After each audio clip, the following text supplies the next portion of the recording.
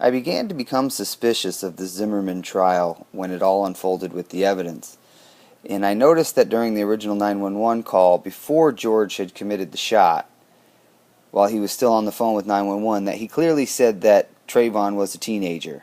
And the 911 dispatcher asked back, "He's a teenager?" He said, "Yes." And then later, during the bond hearing, when he was apologizing to the family, he said he didn't know how old he was. He thought he was just a few years younger than him.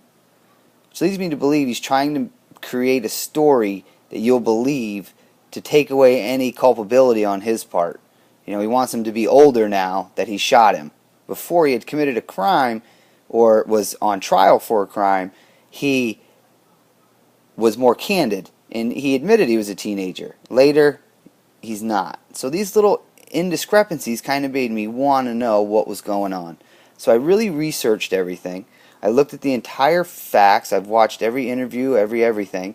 And this is what I believe happened that night when George Zimmerman and Trayvon Martin met. Zimmerman left his house around 7 o'clock to go to Target. As he came down here toward Retreat View Circle, he got to this point and he saw Trayvon Martin, who was cutting through from the Oregon Avenue into the property. It's confirmed on the 911 call that he's walking between a pole and the bush on the trees, and it's confirmed again when he talks to police about when he first saw him. So he stops his vehicle or slows down and is watching this man.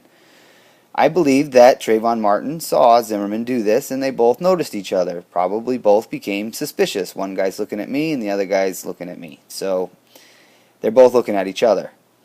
Then Zimmerman drives past him and parks, where he continues on the non-emergency 911 call, and he's saying that there's something wrong with him. I think he's on drugs, and he begins to explain his appearance, what he's wearing, and the like. And then he says, "He's coming right at me." You can hear the nervousness in Mr. Zimmerman's voice, and he asks him to hurry up and get police over here. What he thinks is he's coming at him. That's his next wrong assumption.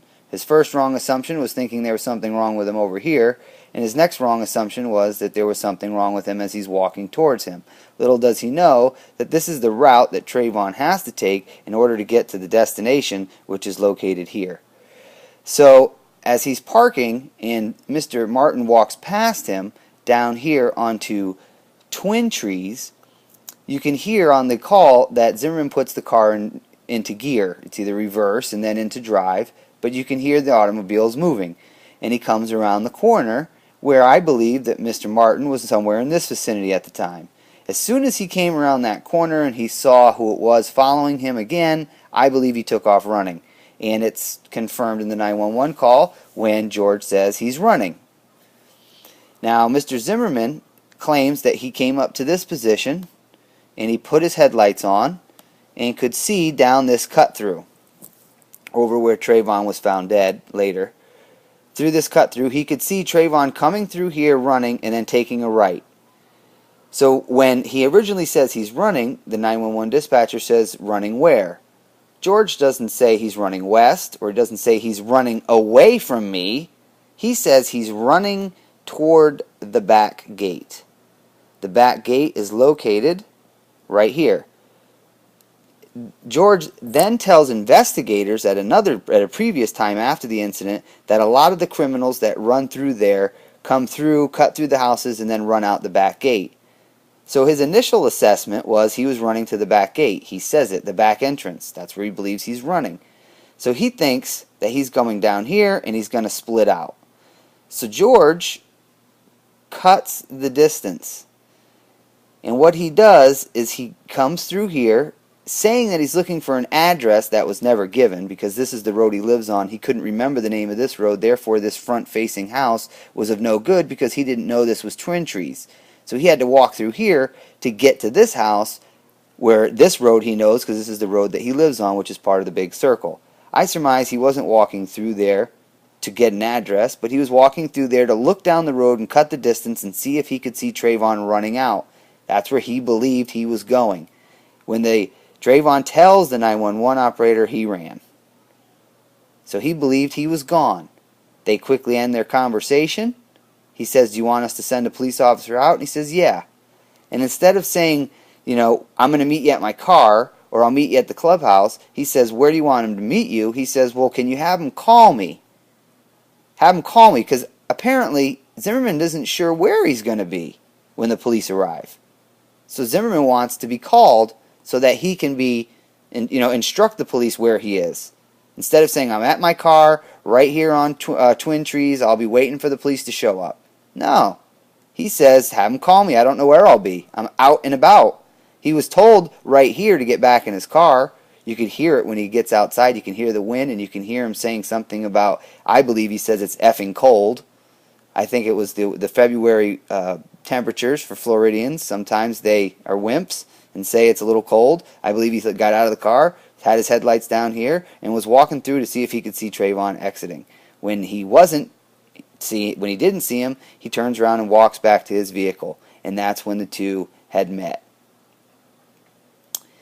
Now, another interesting part that I find is when they first meet each other, when Zimmerman is going back to his vehicle and they're first confronting, Zimmerman claims that he was reaching for his phone to call 911. However, his phone was in a different pocket. During the fight, and right either before or after he was shot, time is a little gray, the witness that lived in one of these houses, who says he saw the ground and pound and whatnot, said, I'm calling 911. And he said, don't call 911, come out here and help me. He was crying for help, remember? So he wanted him to come out and help him. He said, don't call 911, I've already called the police, and he already knew they were on their way. So if George already knew the police were on their way, why did he need to pull out his cell phone when he first saw Trayvon in this area here? I don't think he was going for his phone. I think he was going for his gun. And anyone that saw him going for something, he'd say it's his phone or whatever. But he already knew the police were on the way. He said so even a couple minutes later after the fight. He never gave an address that he says he was looking for. He tells the police to call me where I don't know where I'll be. So he's out looking around for this guy. He wants to see him running out the back gate. And when he wasn't running out the back gate, and that assumption was once again wrong, George was caught. And he was caught in trouble, and he got beat up, and he had to pull out his gun and end Trayvon's life for a magnitude of bad assumptions.